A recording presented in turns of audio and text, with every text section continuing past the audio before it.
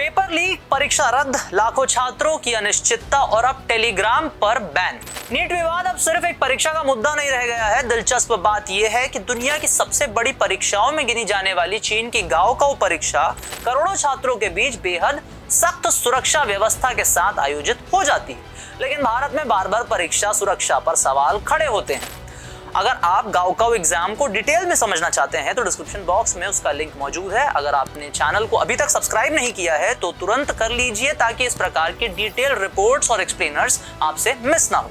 अब वापस खबर पर लौटते हैं। इन सभी सवालों के बीच में जब सिस्टम की नाकामी पर बहस होनी चाहिए और एक डिजिटल प्लेटफॉर्म चर्चा के केंद्र में आ जाता है तो सवाल उठना स्वाभाविक है। आखिर टेलीग्राम पर कार्यवाही समाधान है या असली समस्या से ध्यान भटकाने की कोशिश? और इस पूरे विवाद में तर्क किसके पक्ष में खड़ा दिखाई देता है? आइए करते हैं सभी जानकारी आपसे साझा। नाम हमारा Ashish Gupta and welcome to the lens.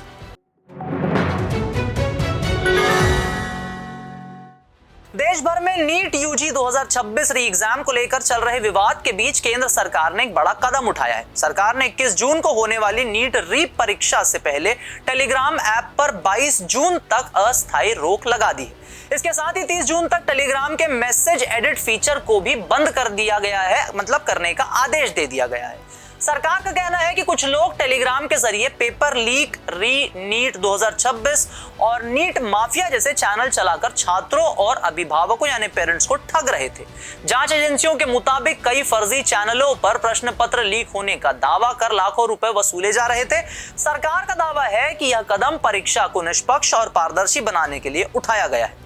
इससे पहले 3 मई को हुई नीट परीक्षा पेपर लीक विवाद के बाद रद्द कर दी गई थी और अब 21 जून को दोबारा परीक्षा आयोजित की जा रही है। टेलीग्राम पर रोक लगाने के बाद छात्रों और युवाओं की मिलीजुली प्रतिक्रिया सामने आई है। बड़ी संख्या में छात्र नाराज हैं क्योंकि वे पढ़ाई के नोट्स, पीडीएफ से लेकर वीडियो लेक्चर और डिस्कशन ग्रुप्स के लिए टेलीग्राम का इस्तेमाल करते थे। कई छात्रों का कहना है कि कुछ अपराधियों की वजह से करोड़ों छात्रों को परेशानी झेलनी पड़ रही है। वहीं कुछ लोग सरकार के फैसले का समर्थन भी कर रहे हैं और मानते हैं कि परीक्षा से पहले किसी भी तरह की अफवाह और धोखाधड़ी रोकना जरूरी है।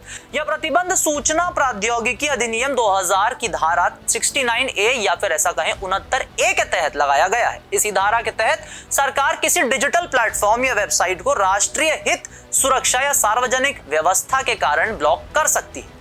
सरकार का कहना है कि टेलीग्राम के एडिट फीचर का इस्तेमाल करके पुराने मैसेज को बाद में बदलकर फर्जी पेपर लीक के सबूत तैयार किए जा रहे थे, जिससे छात्रों में भ्रम और तनाव बढ़ रहा था। मतलब अब समझिए कि फर्जी पेपर लीक के एविडेंस बनाए जा रहे थे, ऐसा लोगों का और सरकार का खास करके कहना है। वहीं टेलीग्राम के संस्थापक और सीईओ पावेल दुरोव ने इस फैसले की खुलकर आलोचना की है। उन्होंने सोशल मीडिया प्लेटफॉर्म एक्स पर कहा कि कुछ लोगों की गलत हरकतों की सजा भारत के करोड़ों टेलीग्राम यूजर्स को देना सही नहीं है। दुरोव का कहना है कि टेलीग्राम ने पहले ही सैकड़ों संदिग्ध चैनलों और ग्रुप्स को हटा दिया था और एडिट मैसेज को पहचानने के लिए नए कदम भी उठाए जा रहे थे। उन्होंने दावा किया कि टेलीग्राम को बंद करने से पेपर लीक या धोखाधड़ी पूरी तरह से नहीं रुकेगी, बल्कि ऐसे लोग दूसरे ऐप्स पर चले जाएंगे।